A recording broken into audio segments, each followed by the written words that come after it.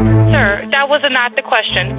Is there a person, a living individual on the boat? Yes, there's lots of people breathing on the boat. That answer is strange, but the phrase driving this story is what some listeners believe they heard underneath the call. Is he dead? And wake up, Nolan. I am not going to capture a guess and call it evidence. We are separating what is proven, what is claimed, and what's still unknown. The Department of Resources released a recording of a distress call made on July 4th from a boat near Horn Island, which... Detail assistance, Vicky speaking. How can I help you? And is everybody on board in good health otherwise? Yeah, everybody's How many? board. All right. Do you need the United States Coast Guard? What? Do you need the United States Coast Guard? No, we do not need that. All right. All right. Do you have your current GPS coordinates? Let me go look. 4672. Okay, my coordinates are 30 degrees by 14.684 north, and then west by 88 degrees by 46.79. All right. How many adults and children on board? No, there's no children. So, is there anybody on board? How many adults, sir? That was the question. I'm gonna jump in and pull the plug while you're going. Hello, sir. Hello. Yep, I just need you to answer these questions so I can get you over to the captain. Okay. How many what's adults going on board? So, there's 0 adults on board. There's nobody on board the boat? No. Nobody right. here is over the age of 21. Sir, that was not the question. Is there a person, a person, a living individual on the boat? Yes, there's lots of people breathing on the boat. All right, how many people, sir? Like 7. You can possibly, arguably hear, is he dead? Nolan. Oh my God. Very difficult to make out. That is the interpretation. Now listen to what would actually be needed to verify it. That supplied it.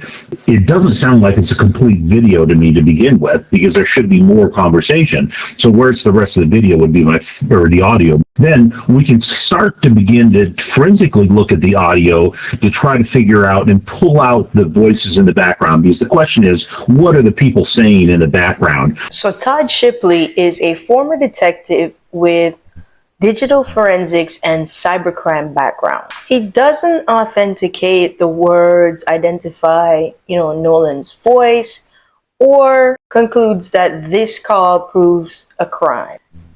People might hear a phrase, but the public evidence doesn't verify it.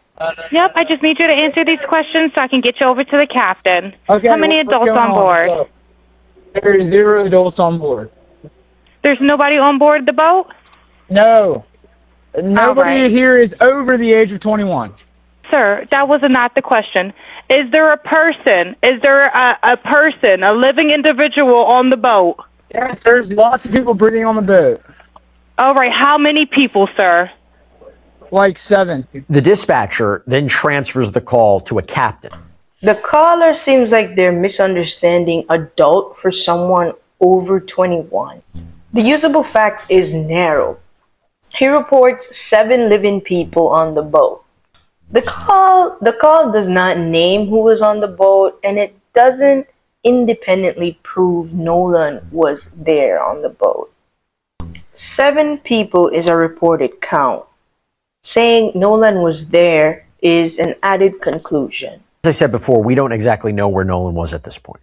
But according to reporting from WLOX, this distress call was made around 4 p.m. And according to the Jackson County Sheriff's Office and other accounts that we've heard, Nolan was apparently last seen around 3 p.m.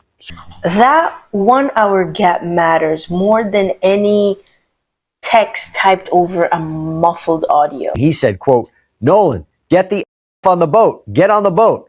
And Nolan said, no, I'm staying out here.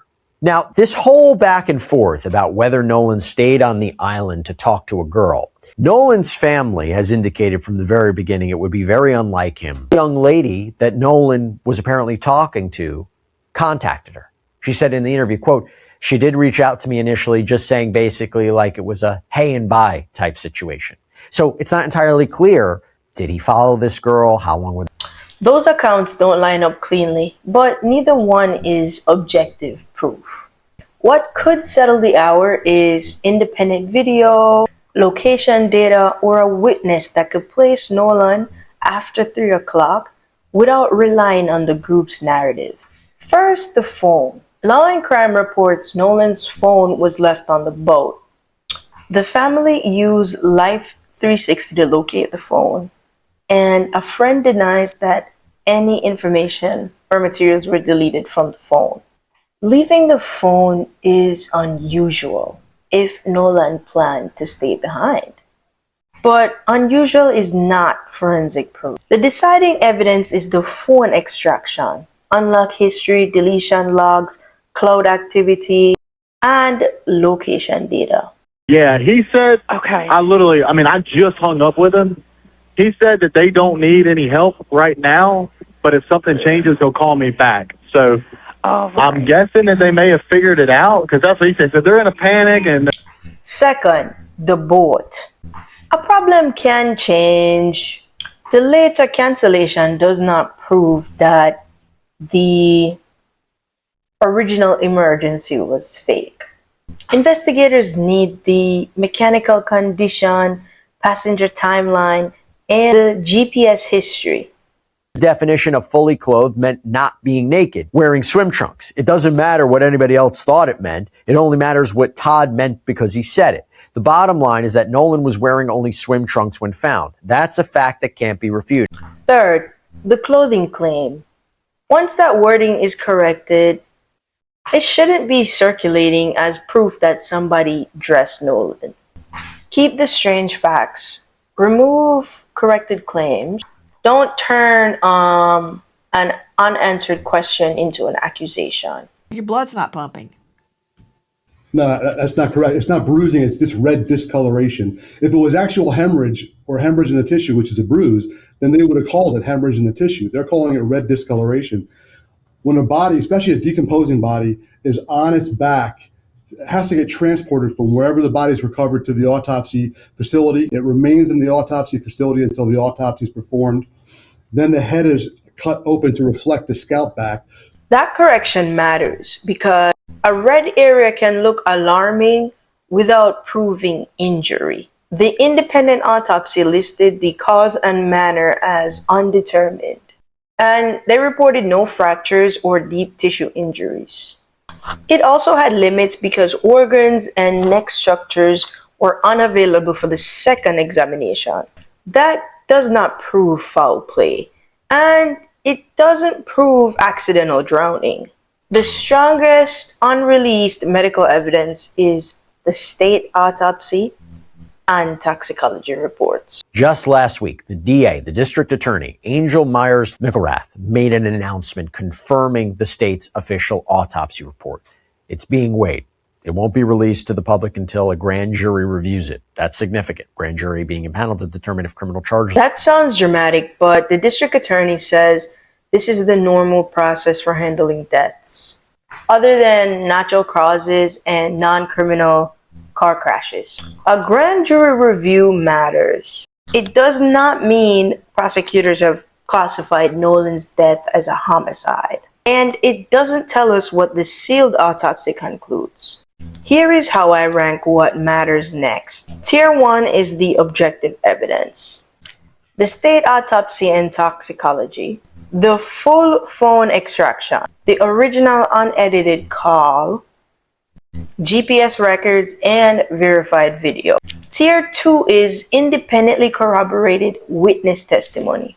Tier 3 is anything based on a caption, a rumor, or a corrected quote. The internet is spending the most time on Tier 3. The investigators need Tier 1. The distress call does not solve Nolan Wells' death.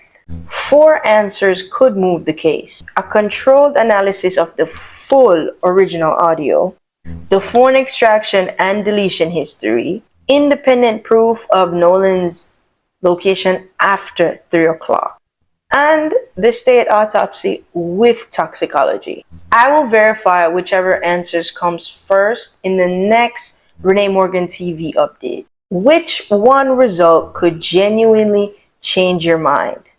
not confirm what you already believe. Until then, separate the recording from the interpretation. Subscribe.